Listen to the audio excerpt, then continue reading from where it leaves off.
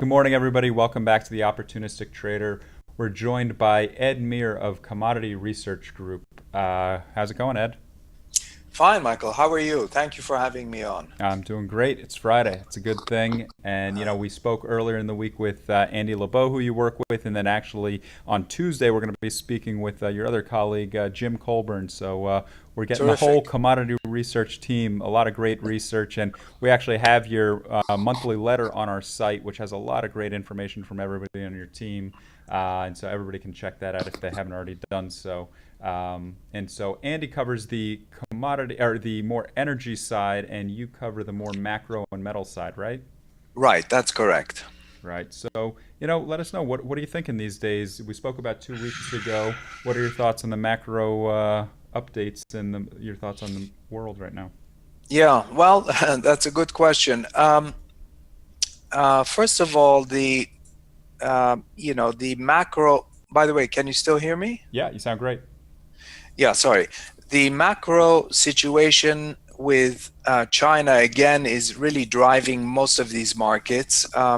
2 days ago, we had a big rally in all the base metals, mainly because of the fact that apparently Washington and Beijing are going to start talking again.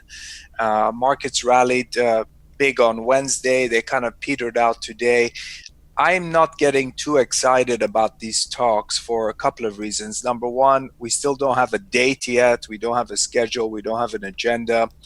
Number two, the Chinese are already warning that they're not going to roll over. They're not going to quote unquote surrender on anything, which is not a good sign. And most importantly, what the US is pushing the Chinese to do is very different from what they're trying to get from the Europeans or the Canadians. From the Europeans and the Canadians, the US is after individual products. So steel, aluminum, cars, dairy in the case of Canada. With regard to China, they're really attacking the country's kind of economic pillars.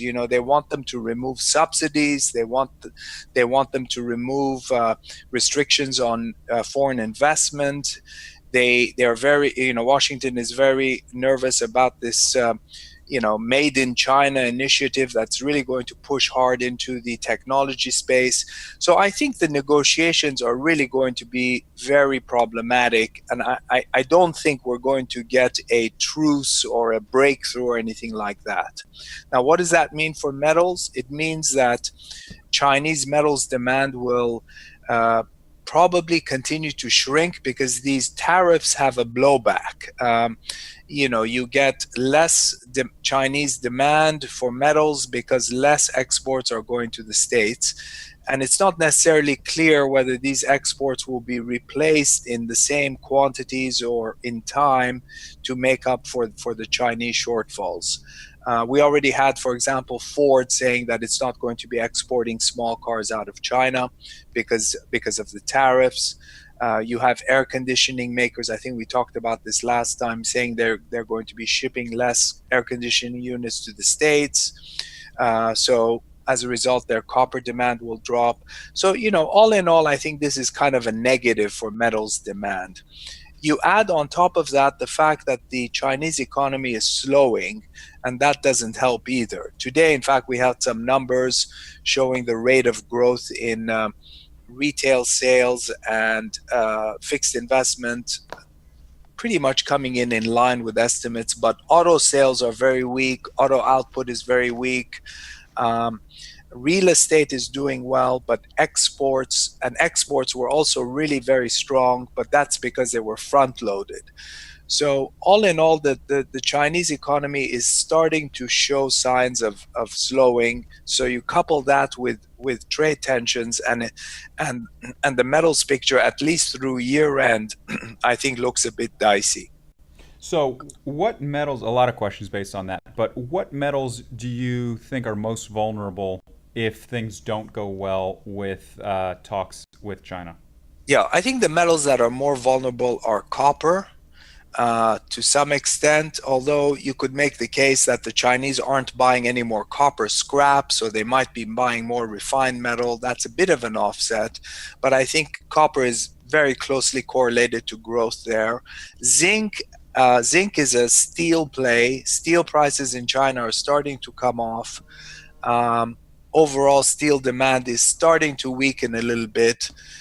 Nickel is also gotten hit hard. I think that'll continue to be vulnerable. We like nickel on a longer term basis, 2, 3, 4 years down the road. If you can hold it that long, I think nickel looks very good because it's in the sweet spot of this electric vehicle boom.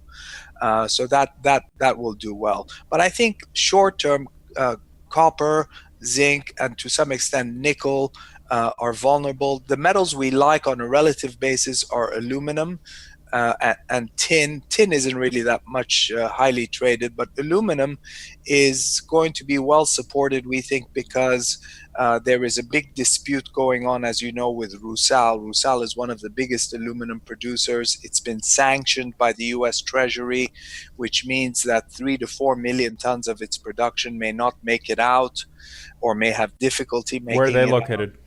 They're Russian. Okay. But they have a global footprint. A lot of their metal comes to the States, a lot goes to Europe. So this is giving aluminum a bit of support. If they reach an agreement, all bets are off. We could see some weakness, but I think this Russian thing is also going to play out for a little while. So I think aluminum will hold up better than some of the others.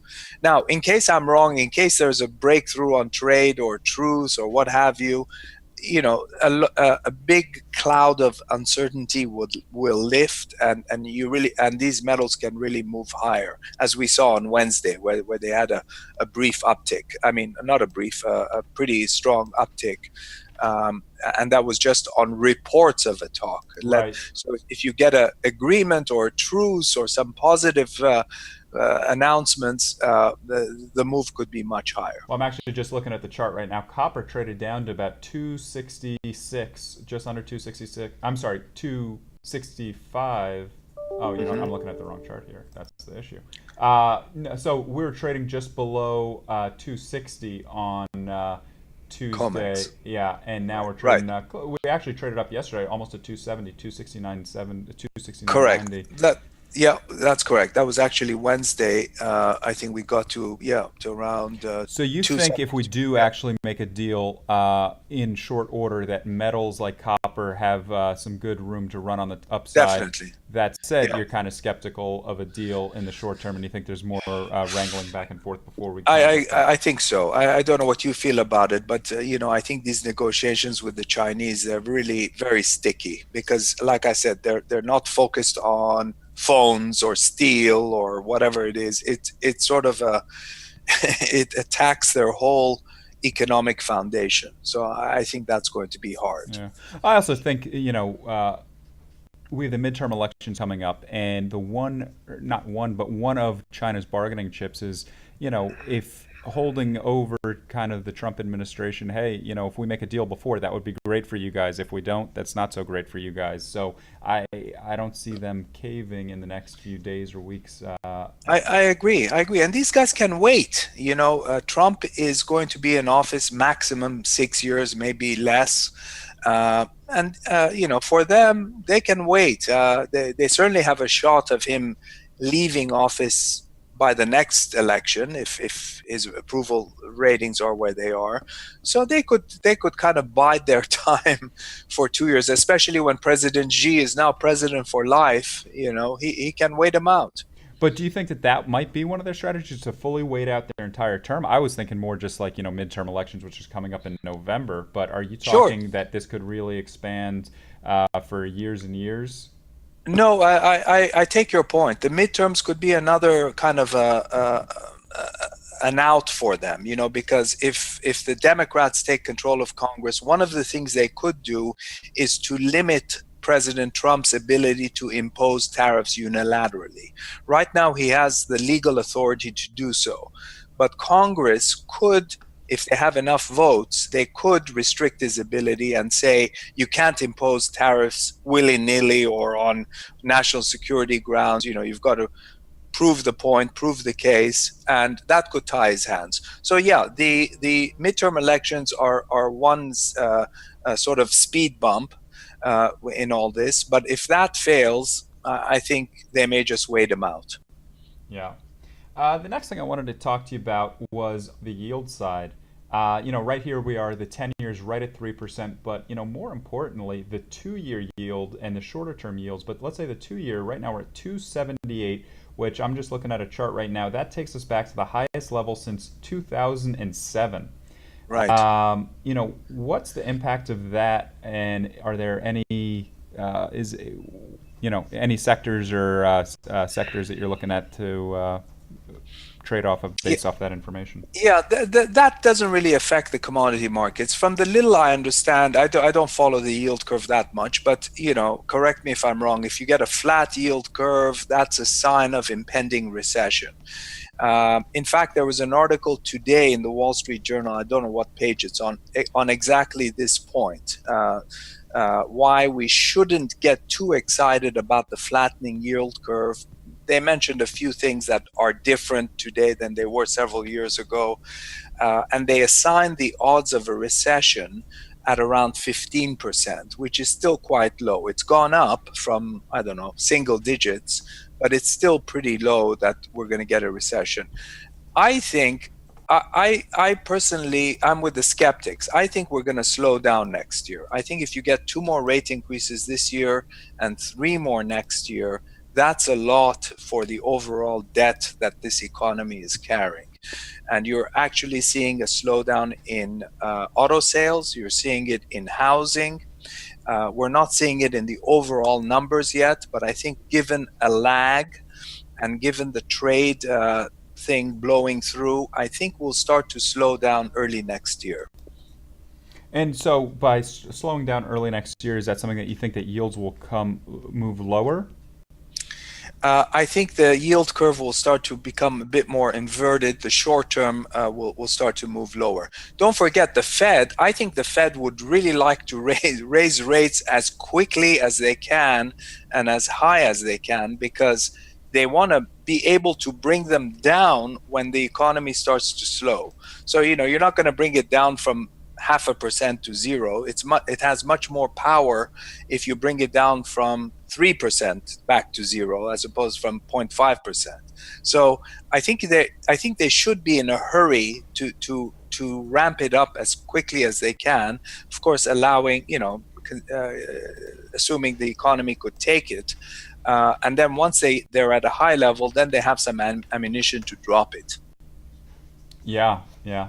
No, I think though, off the original question, not so much even on the yield curve. It's more of, we're at a point right now. The 2-year itself was at about 25 basis points in 2013 for a number of years. And, here we are at almost 3%, 2.78%.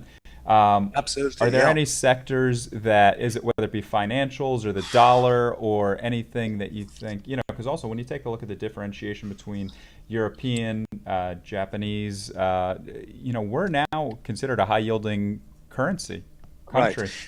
Yeah, that's a good point. I think with rates going up, and we're the only one who's raising rates outside of these emerging market countries that have no choice. But the ECB is on hold, the Bank of Japan is on hold, the UK is on hold. So we're the only ones raising rates, which tells me that the dollar should continue to go up over the short term, although it hasn't done very well so far in August and September. It's come off. But I wouldn't want to go short the dollar. I think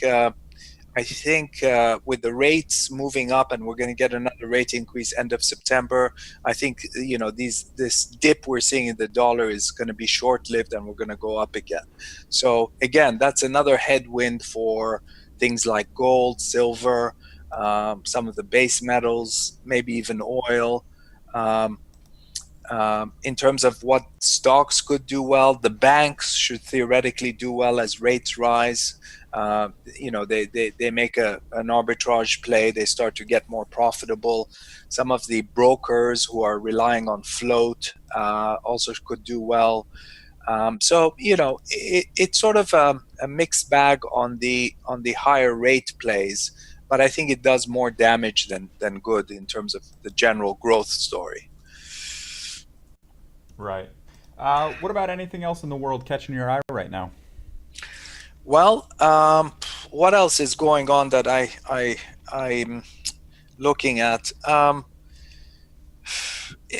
Really, what we're really focusing on these trade talks. I think everything is moving with based on the ups and downs of these trade proclamations. Yeah. So the dollar tends to strengthen whenever there are trade tensions that are sort of unresolved. So we saw it rally, quite a bit in June and July, and then August and September, when there were a couple of breakthroughs with the Europeans, with the Mexicans, with the Canadians, we've seen it decline.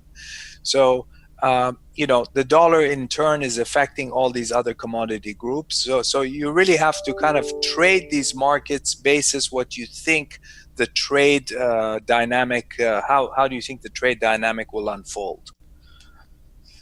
Yeah, no, that makes a lot of sense. And then that's why it seems like a lot of people are bullish the dollar based on what you were saying. Either we get a negative outcome and that's more bullish the dollar because the safety flight, or we get a positive outcome and yields continue to move higher, which is also bullish the dollar. And Right. so that's kind of what it seems like the mindset is right now. Um, any currencies that you favor versus another? Not necessarily even dollar involved. Uh, Currencies. I think the Canadian dollar might do well. I think the oil market is going to be relatively firm. That tracks the Canadian dollar somewhat. Um, they are moving among all the central banks. The Bank of Canada seems to be the most hawkish. So they seem to be tracking our rate increases pretty much one to one, if not exactly one to one, close to it. Whereas the other central banks are not really doing as much. So I like the Canadian dollar. Their economy is in good shape. Um, I think they're moving up on the rates and oil prices, which we really didn't talk about. But I think that's a market that's going to be tight through year end, and we haven't even hit the Iranian sanctions yet. So that should give the Canadian dollar a bit of a boost. I would avoid the British pound. A lot of uncertainties with regard to Brexit. I'm not even sure there'll be enough time to put a deal together. March of 2019 is the deadline. Theoretically, they could get an extension beyond March of 2019, but all 26 or 28 countries, whatever it is, they all have to sign off on that. And I don't think that's going to happen. So sterling, I think, still looks vulnerable. Yeah, we've been tied to a lot of Brexit headlines and a lot of trade headlines, but it's funny. Even just this morning, there was one headline, and came out things aren't looking so good, and the pound dropped 25 pips, and then somebody came out saying things are looking good, and we rallied Right. about 80 pips. It definitely seems that based on even what I was just describing, 20 pips down and 80 pips up, it's a lot of people are positioned bearishly. So if anything, it seems like the risk is more to the top side. Yeah. That said, it seems And like they have a lot of work they need to do to get a deal done. they have a lot of work because all of these imports of goods, services, even the financial sector, all the rules will be out the window. They have to negotiate separate rules with all of these countries, and that's that's a huge undertaking. Yeah, absolutely. So tell me this. Tell me about Commodity Research Group. You guys have a great team. Who do you put out research reports. Tell me more about, your customers and things like that. Well, we do a lot of consulting for various groups. Our main client is INTL FC Stone. They're a big publicly traded company. We are retained by them to do their base metals and precious metals research. We also do this monthly report for them. And for art clients as well, which you've referenced earlier. But collectively, myself and my colleagues, Andy LeBeau and Jim Colburn, we've been in commodities for 30 plus years. That's all we do. We don't really, we haven't really done anything else. So we're real commodity guys. We're very interested in what's happening in macro stuff as well.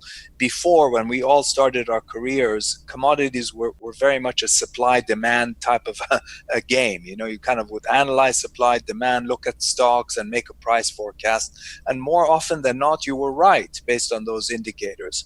But right now, there are just so many moving parts that it's really hard to make any, kind of really put a stake in the ground and say it's going up or down. It's really quite, cliche to say, quite volatile, because you just don't know what's going to come out of left field, and supply demand in a way doesn't make any difference. In the short term, in the long run it does, but sort of 1, 2, 3, 6 months down the road, it has no impact. Yeah, yeah. Well, it's definitely an interesting time in the markets. A lot going on, as you've pointed out, with trade and storms. Actually, Yeah. you know what? I was going to let you go, but one quick question on the energy side. Yeah, I was just going to say impact on storms. I was actually going to ask you, but I know Andy's more on the commodities, on the energy Right. side. Any thoughts though with this storm right here? From the little I know about it, this is not a refinery rich region. If it was sort of more further south, we would have had much more of a shakeout. But judging from market reaction today, I mean, it's still early hours. We're flat on crude right now. Right. So I think they're giving it a miss. By the way, Michael, one thing that could be interesting to talk about, not necessarily with me, but with your other analysts, what is the impact of these midterm elections? What will the impact be on equity markets? I was talking to a money manager yesterday. He thought the markets will crash if the Democrats get in. I'm not so sure about but that's going to be the next inflection point, for the dollar, for stocks, for commodities, and we haven't heard or read too much about what the impact would be if the Democrats get the House and or the Senate. So that might be something you may want to look through next time. Yeah, that's interesting. It looks like I'm just looking at the calendar. We're roughly 6 or 7 weeks away from that, and there's definitely going to be some people out there that agree with what you just mentioned from that. Whoever you spoke to, that if they take both the House and the Senate, that Trump won't be able to pass a single thing. Will be deadlocked, and so all of the economic progress will come to a screeching halt, and sell everything. But there's going to be a lot of back and forth. I'm not sure that's sort of one point of view. I'm not sure it'll happen because, we've seen these markets when there's gridlock, they they tend to go up because keep in mind they got their corporate tax bill, earnings look great. So maybe nothing will happen. It's a hard call. I'm not convinced either way, but it'll be an interesting point to hear what. Yeah, absolutely. And the one analysts thing think that's about also leading up to it, even though the presidential elections, the polling numbers are questionable at times, and so even leading up to it, it's difficult to say what the outcome is going to be, and based on that, what to do. And so it's really Right. going to have to wait to see. But there absolutely be in the weeks prior, if polls start to swing in one direction or the other, that it will be seen as more of a risk off if the Democrats take both the House and Senate. Right. But Right. yeah, absolutely, it'll be very interesting to keep an eye on that, and that's the next, or not the next, but one of the upcoming big events. Sure. So Maybe in October. Right. yeah. Yeah. All Very right, good. Ed. By the Thank you way, very much.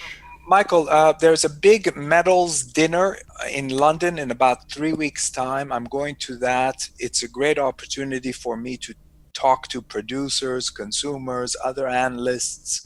So we will be talking to a lot of people in early October. We will then be publishing a metals outlook for 2019, which we will make available to you, and we'll give you our price forecasts on all these metals.